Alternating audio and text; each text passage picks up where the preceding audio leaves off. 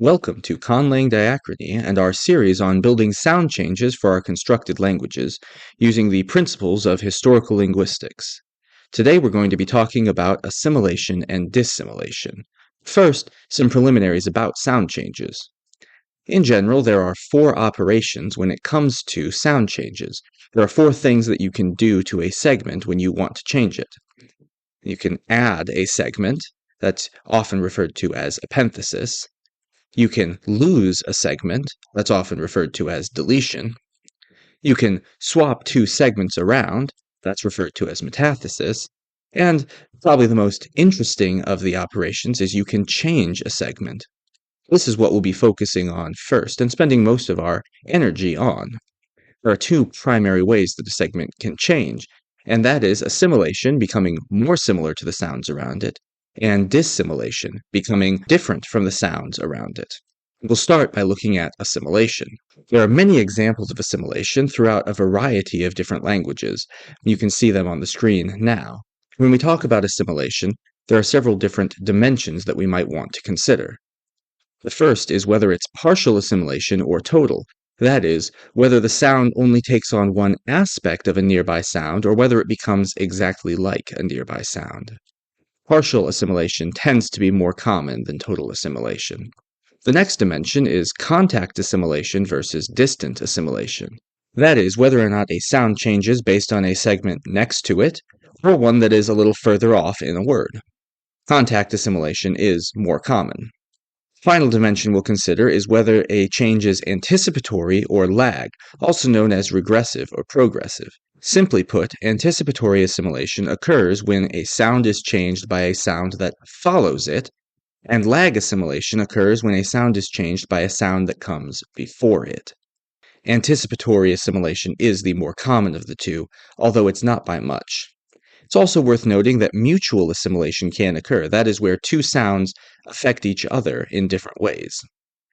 For our purposes today, the partial-total dimension is not that interesting to talk about. It may be interesting for you to consider as you create your sound changes, but there's not a whole lot that changes between partial or total assimilation in practice. Similarly, we're going to put off talking about mutual assimilation for a little while until we really can discuss it under the concept of fusion. This will leave us with two dimensions and four basic types of assimilation. The first basic type of assimilation is anticipatory contact assimilation. Remember, that means a sound that is changed by a sound that immediately follows after it. This is the most common or regular type of assimilation that we see. You can see it in practice in these examples. The next type of assimilation is lag contact assimilation. That is, a sound that is changed based on the sound that immediately precedes it. This is also fairly common, and can be seen in all of these examples given. The next type is anticipatory distance assimilation. That is, a sound that is changed based on a sound that occurs a little ways after it. This is most commonly seen among vowels rather than consonants, and otherwise is fairly rare. Here are a few examples of it, showing both vowels and consonants that change. Finally, there is lag distance assimilation. That is, a sound that is changed based on a sound that precedes it somewhere in the word.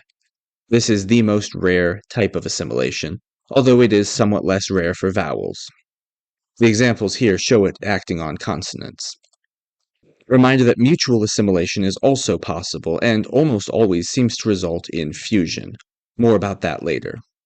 For now, we'll move on to dissimilation.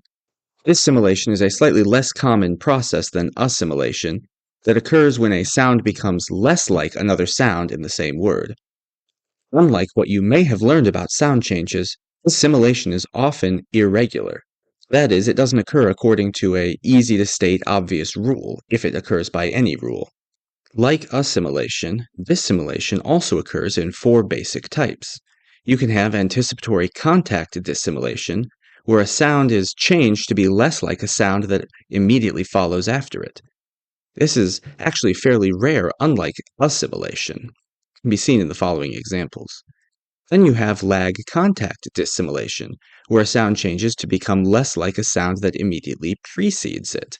This is extremely rare, although there are a few examples that can be given.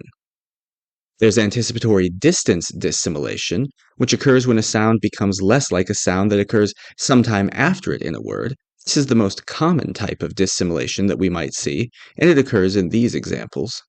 Finally, there is lag distance dissimilation, where a sound changes to become less like a preceding sound somewhere in the word. This is also fairly common and can be seen in these examples. There are also two fairly closely related phenomena that are close enough to assimilation and dissimilation to talk about them under the same heading. That is fusion, where two sounds join to become a single sound. This is likely the result of mutual assimilation. There's also unpacking or segmentalization, where a single sound will break into multiple sounds, each containing some component feature of the original sound. This, in fact, happens most often in borrowings, when a word is borrowed that has a sound that the speakers of the new language can't quite pronounce, as, for example, when a front rounded vowel from French is borrowed into English, becoming two sounds, a front glide and a back rounded vowel. With all that linguistic background, I'd like to make a few concluding unscientific observations. First, let's consider assimilation. It seems to mostly be affecting obstruents and nasals more so than other sonorants, liquids, glides, or things of that nature. And it rarely seems to change the manner of articulation. Stops tend to remain stops, nasals tend to remain nasals, and fricatives tend to remain fricatives. Now, with dissimilation, it happens in almost the opposite way. It tends to affect sonorants significantly more, especially liquids and nasals. And it tends to retain the place of articulation while changing something like the manner. I don't have a lot of data to back this up, these are just the impressions that I'm getting. So what's the best way to use all of this information when it comes to conlanging? I think the first thing to do is to assemble our toolbox. Our bread and butter, so to speak, the things that we can sprinkle in just about any conlang and have it not look out of place, would be contact assimilation, especially using obstruents and nasals. Anytime we can have something assimilating to a like place of production, such as nasals assimilating to the place of the following stop, or anytime we can have something assimilating in voicing, that's an easy, straightforward change that we can make. Now, when we want to get more interesting, the meat and potatoes of our sound changes would be things like distance assimilation with vowels, where we might create some kind of vowel harmony or at least some kind of system of ablaut, or distance dissimilation, where we might change up sonorants and have them change to a different manner of articulation while retaining their place of articulation. Another thing you want to consider is whether you want most of your changes to be rule-driven, likely this would be the case with your assimilation, or irregular, as would be the case with your dissimilation.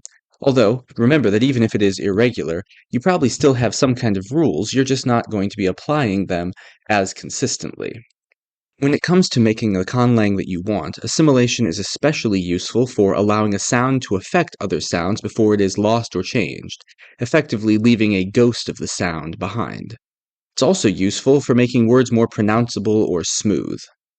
On the other hand, dissimilation is especially useful for creating less predictable words and those regular irregularities, as well as avoiding tongue twisters or otherwise mushy words. This brings us at last to our case study. We'll start with target lang. Remember, with target lang, this is the phonology that we are looking for. I know that may be a little bit small to see, but we'll try to keep it there to keep it on our mind. And this is the proto-lang that we are starting with. Again, not the easiest to see, but hopefully keeping it there will give us some idea of what we're aiming for.